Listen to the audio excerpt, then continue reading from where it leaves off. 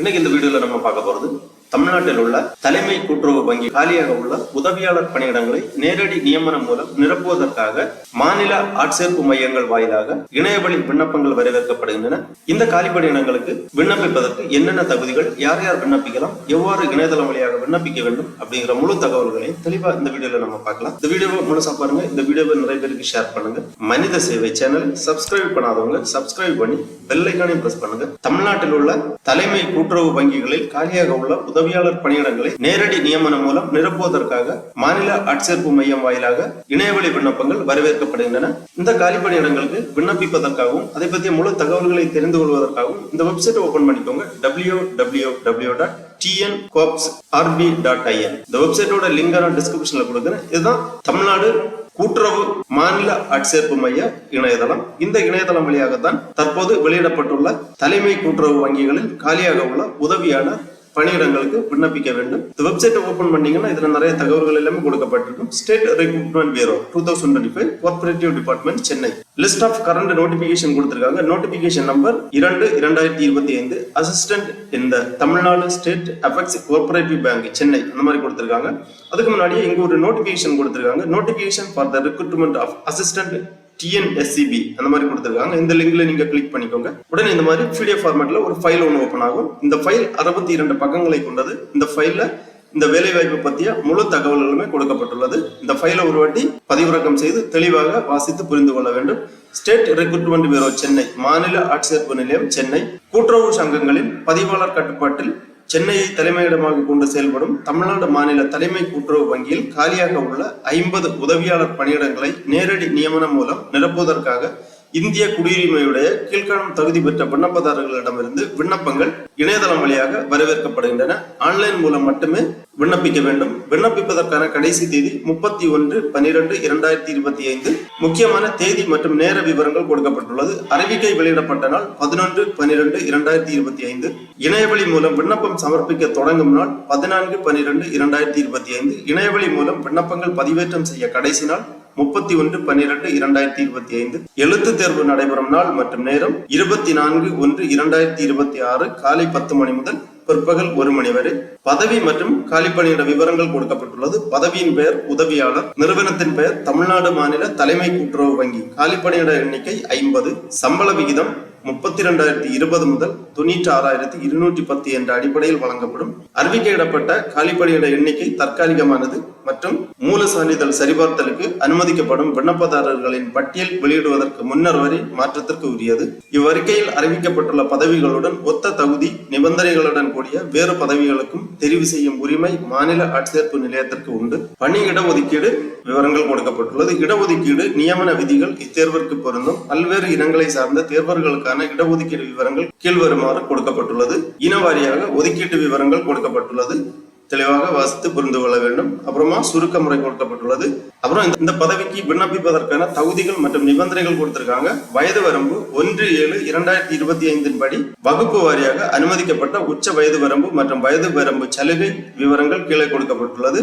குறைந்தபட்ச வயது வரம்பு 18, அதிகபட்ச வயது வரம்பு 32. நிர்ணயிக்கப்பட்ட குறைபாடுகளுடைய மாற்றுத்திறனாளிகளுக்கு 42 வயது, முன்னாள் இராணுவத்தினருக்கு 50 வயது வயது சலுகை உண்டு. ஆதரவற்ற விதவை உச்ச வயது வரம்பு எதுவும் இல்லை. அப்புறமா SC ST MBC பிரிவை சார்ந்தவர்களுக்கான வயது வரம்பு அதிகபட்ச வயது வரம்பு எதுவும் இல்லை. ஆதார சான்று விவரங்கள் எல்லாமே கொடுத்திருக்காங்க. கல்வி தகுதி விவரங்கள் கொடுக்கப்பட்டுள்ளது. அறிவிப்பு வெளியிடப்பட்ட நாளன்று விண்ணப்பதாரர்கள் பின்வரும் கல்வி தகுதியை பெற்றிருக்க வேண்டும். அதாவது குவாலிபிகேஷன் கொடுத்திருக்காங்க. 10ஆம் வகுப்பு முடித்து 12ஆம் வகுப்பு முடித்து 3 ஆண்டு டிகிரி முடித்தவர்கள் இந்த பதவிகளுக்காக விண்ணப்பிக்கலாம். பதவியின் பெயர் அசிஸ்டன்ட். கல்வி தகுதி a graduate degree in any discipline of any university of institution recognized by University of Grand Commission, Bachelor of Engineering Technology, degree in computer science or information technology or electronics and communication or equivalent recognized by AICTE from any university institution recognised by the university grant commission. இந்த மாதிரி கல்வி தகுதி விவரங்களுமே கொடுக்கப்பட்டுள்ளது. ஒவ்வொரு தகுதிக்குமான vacancy details எல்லாமே கொடுத்திருக்காங்க. பட்டப்படிப்பு கல்வி தகுதியானது 10ஆம் வகுப்பு பிளஸ் உயர்நிலை பள்ளி பட்டயம் அல்லது அதற்கு இணையான படிப்பு பிளஸ் இளநிலை பட்டம் என்ற வரிசை முறையில் கல்வி தகுதிக்கான தேர்ச்சியினை பெற்றிருக்க வேண்டும். தமிழ்நாடு கூட்டுறவு ஒன்றியத்தால் நடத்தப்படும் கூட்டுறவு மேலாண்மை நிலையங்களில் வழங்கப்படும் கூட்டுறவு பட்டய படிப்பு டிப்ளமோ இன் கார்ப்பரேட் மேனேஜ்மெண்ட் கூட்டுறவு மேலாண்மை நிலையம் மற்றும் மதுரை கூட்டுறவு மேலாண்மை நிலையம் மூலம் நடத்தப்படும் உயர் கூட்டுறவு பட்டய பயிற்சி higher diploma in cooperative management ஆகிய படிப்புகள் படித்தவர்களுக்கு முன்னுரிமை அளிக்கப்படும். பின்வரும் பட்ட படிப்பு படித்தவர்கள் கூட்டுறவு பயிற்சி பெறுவதிலிருந்து விலக்களிக்கப்படுகிறது. அதாவது வைகுந்தா மேத்தா தேசிய கூட்டுறவு நிறுவனம் புனே வழங்கும் முதுநிலை வாணிப மேலாண்மை கூட்டுறவு பட்டம், பிகாம் ஆனர்ஸ் கூட்டுறவு, எம்காம் கூட்டுறவு, எம்ஏ கூட்டுறவு, பல்கலைக்கழக மானிய குழுவால் அங்கீகரிக்கப்பட்ட ஏதேனும் ஒரு பல்கலைக்கழகத்தால் வழங்கப்படும் கூட்டுறவு முதுநிலை பட்ட படிப்பு, பிஏ கூட்டுறவு, பிகாம் கூட்டுறவு ஆகிய படிப்புகள் படித்தவர்களுக்கு கூட்டுறவு மேலாண்மை பட்டய படிப்பு தகுதியிலிருந்து விலக்களிக்கப்படுகிறது. இவ்வாறு தகுதி விவரங்கள் எல்லாமே தெளிவாக கொடுக்கப்பட்டுள்ளது. வாசித்து புரிந்து கொள்ள வேண்டும். உடற்தகுதி சரிபார்ப்பு கொடுக்கப்பட்டுள்ளது. பணி நியமனத்திற்கு தெரிவு செய்யப்படும் விண்ணப்பதாரர்கள் தங்கள் உடற்தகுதி சான்றிதழனை பணி நியமனத்தின் போது நியமன அலுவலரிடம் சமர்ப்பிக்க வேண்டும். மொழியில் தகுதி விண்ணப்பதாரர்கள் இந்த அறிவிக்கை வெளியாகும் நாளன்று போதுமான தமிழறிவு பெற்றிருக்க வேண்டும். பின்வரும் தகுதியை பெற்றிருக்கும் ஒருவர் தமிழில் போதிய தகுதியுடையவராக கருதப்படுவார். 10ஆம் வகுப்பு அல்லது அதற்கு இணையான கல்வி தகுதியில் உயர்நிலை பள்ளியில் படிப்பு, பட்டப்படிப்பில் தமிழை ஒரு பாடமாக எடுத்து தேர்ச்சி பெற்றிருக்க வேண்டும். அல்லது உயர்நிலை பள்ளி படிப்பை அல்லது 10ஆம் வகுப்பு அல்லது அதற்கு இணையான கல்வி தகுதியை தமிழை பயிற்று மொழியாக கொண்டு தேர்ச்சி பெற்றிருக்க வேண்டும். அடுத்ததாக இந்த பணிக்கான தேர்வு கட்டணம், அதாவது விண்ணப்பத்திற்கான விண்ணப்ப கட்டணம் கொடுக்கப்பட்டுள்ளது. ஆதி திராவிடர் அருந்ததியர், பட்டியலிடப்பட்ட பழங்குடியினர், ஆதரவற்ற விதவை, நிர்ணயிக்கப்பட்ட குறைபாடுடைய மாற்றுத்திறனாளிகளுக்கு விண்ணப்ப கட்டணம் ரூபாய் 250. பிற்படுத்தப்பட்ட வகுப்பினர் இஸ்லாமியர், மிகவும் பிற்படுத்தப்பட்டவர், சீர்பனவரர் இவர்களுக்கான விண்ணப்ப கட்டணம் ரூபாய் 500. இணையதளம் வழியாக விண்ணப்ப கட்டணத்தை செலுத்த வேண்டும். இணையவழி மூலம் விண்ணப்பத்தை சமர்ப்பிக்கும் நேரத்தில் விண்ணப்ப கட்டணம் மற்றும் தேர்வு கட்டணம் இணையவழியில் ஆன்லைனில் செலுத்தப்பட வேண்டும். கட்டணத்தை கட்டும் முறை உள்ளிட்ட விவரங்கள் இந்த அறிவிப்பின் இணைப்பில் கொடுக்கப்பட்டுள்ளது.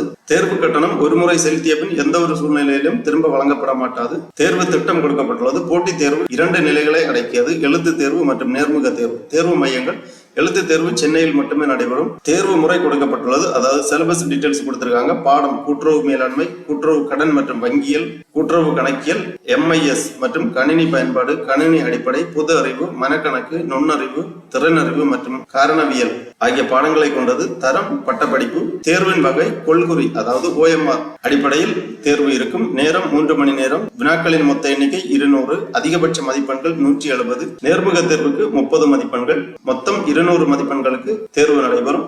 எழுத்து தேர்வுக்கான கேள்விகள் தமிழ் மற்றும் ஆங்கிலம் ஆகிய 2 மொழிகளில் அமைக்கப்படும். எழுத்து தேர்வுக்கான பாடத்திட்டம் இவ்வறிவிப்பின் இணைப்பில் வழங்கப்பட்டுள்ளது. இந்த மாதிரி அனைத்து தகவல்களுமே இந்த நோட்டிபிகேஷன்ல கொடுத்திருக்காங்க. தடை செய்யப்பட்ட பொருட்கள், அதாவது எழுத்து தேர்வுக்கு செல்லும் போது என்னென்ன பொருட்கள் எடுத்து செல்லக்கூடாது, தடை செய்யப்பட்ட பொருட்களின் விவரங்கள் கொடுக்கப்பட்டுள்ளது. எழுத்து தேர்வுக்கு பின் தரவரிசை நடைமுறை. எழுத்து தேர்வில் விண்ணப்பதாரர்கள் பெற்ற மதிப்பெண்களின் அடிப்படையில் தரவரிசை பட்டியல் தயாரிக்கப்படும். 2 அல்லது அதற்கு மேற்பட்ட விண்ணப்பதாரர்கள் சம மதிப்பெண்களை பெற்றிருப்பின் வயதில் மூத்த விண்ணப்பதாரர் தரவரிசை பட்டியலில் முதலிடத்தில் வைக்கப்படுவார்கள். மூல சான்றிதழ் சரிபார்ப்பிற்கான அனுமதி விவரங்கள் கொடுக்கப்பட்டுள்ளது. தேர்வு செய்யும் முறை: எழுத்து தேர்வில் விண்ணப்பதாரர்கள் பெற்ற மொத்த மதிப்பெண்கள் மற்றும் நேர்காணலில் பெற்ற மதிப்பெண்களின் அடிப்படையில் தரவரிசை பட்டியல் தயாரிக்கப்படும். 2 அல்லது அதற்கு மேற்பட்ட விண்ணப்பதாரர்கள் சம மதிப்பெண்களை பெற்றால் வயதில் மூத்த விண்ணப்பதாரர்கள் தரவரிசை பட்டியலில் முதலிடத்தில் வைக்கப்படுவார்கள். வயதும் ஒரே மாதிரியாக இருக்கும் போது எழுத்து தேர்வில் அதிக மதிப்பெண்களை பெற்ற விண்ணப்பதாரர்கள் தரவரிசை பட்டியலில் முதலில் வைக்கப்படுவார்கள். எழுத்து தேர்வில் பெறப்பட்ட மதிப்பெண்களும் சமமாக இருக்கும் போது விண்ணப்ப எண்ணிலிருந்து தீர்மானிக்கப்பட்ட மாநில ஆட்சேர்ப்பு நிலையத்திற்கு முன்னதாக தனது விண்ணப்பத்தை சமர்ப்பித்த விண்ணப்பதாரர் தரவரிசை பட்டியலில் முதலிடத்தில் வைக்கப்படுவார். இவ்வாறு தேர்வு செய்யும் முறை எல்லாமே கொடுத்திருக்காங்க. விண்ணப்பதாரர்கள் தேர்வுக்கான தகுதியை உறுதி செய்தல். இவ்வாறு அனைத்து தகவல்களுமே இந்த ஃபைல்ல கொடுத்திருக்காங்க. தெளிவா ரீட் பண்ணி புரிந்துக்கோங்க. அப்புறமா இணையவழியில் விண்ணப்பிக்கும் முறை கொடுக்கப்பட்டுள்ளது. இணையவழி விண்ணப்பங்களை சமர்ப்பிப்பதற்கான வழிமுறைகள் கொடுக்கப்பட்டுள்ளது. ஆவணங்கள் பதிவேற்றம் செய்யக்கூடிய வழிமுறைகள் எல்லாமே கொடுக்கப்பட்டுள்ளது. விண்ணப்பதாரர்கள் இணையவழி விண்ணப்பத்தை சமர்ப்பிக்கும் போது ஒவ்வொரு உரிமை கோரலுக்கான ஆதரவான அல்லது தேவையான சான்றிதழ்கள் PDF வடிவில் 200 KBக்கு மிகாமல் பதிவேற்றம் செய்ய வேண்டும். இந்த பதவிகளுக்கு விண்ணப்பிக்க தகுதியுள்ளவர்கள் இந்த நோட்டிபிகேஷனை ஒரு வாட்டி தெளிவா வாசித்து புரிந்து கொண்டு அதன் பிறகு இணையவழி விண்ணப்பத்தை சமர்ப்பிப்பதற்காக ஆரம்பிக்க வேண்டும். இணையவழி விண்ணப்பத்தை சமர்ப்பிப்பதற்காக திருப்பி இந்த பேஜ்ல வந்தீங்கன்னா இங்க கொடுத்திருக்காங்க நோட்டிபிகேஷன் நம்பர். அசிஸ்டன்ட் இந்த Tamil Nadu state apex cooperative bank Chennai apply அப்படிங்கிற ஒரு ஆப்ஷன் இருக்கு. இந்த ஆப்ஷன்ல கிளிக் பண்ணிக்கோங்க. உடனே இந்த மாதிரி அப்ளிகேஷன் பேஜ் ஓபன் ஆகும். அசிஸ்டன்ட் இந்த Tamil Nadu state apex cooperative bank. ஃபர்ஸ்ட்ல இந்த விண்ணப்ப படிவத்தில் பர்சனல் டேட்டா கேட்கிறாங்க. அட்வர்டைஸ்மெண்ட் நம்பர் கொடுக்கப்பட்டுள்ளது. அப்புறமா விண்ணப்பதாரரின் பெயர் இனிஷியல் அல்லது surname, name of the applicant, பிறந்த தேதி, டேட், மந்த், இயர் அந்த ஃபார்மேட்ல என்டர் பண்ண வேண்டும். அப்புறம் தந்தையார் பெயர், தந்தையின் சொந்த மாநிலம், தாயார் பெயர், தாயின் சொந்த மாநிலம், பாலினம், குடியுரிமை, விண்ணப்பதாரர் பிறந்த இடம், சொந்த மாநிலம், மதம் போன்ற பர்சனல் டேட்டா எல்லாமே தெளிவாக பூர்த்தி செய்ய வேண்டும். அதன் பிறகு சான்றிதழின் விவரங்கள் கேட்டிருக்காங்க. கம்யூனிட்டி சர்டிபிகேட், தங்கள் மாற்றுத்திறனாளியா எஸ் ஆர் நோ டிக் பண்ணிக்கோங்க.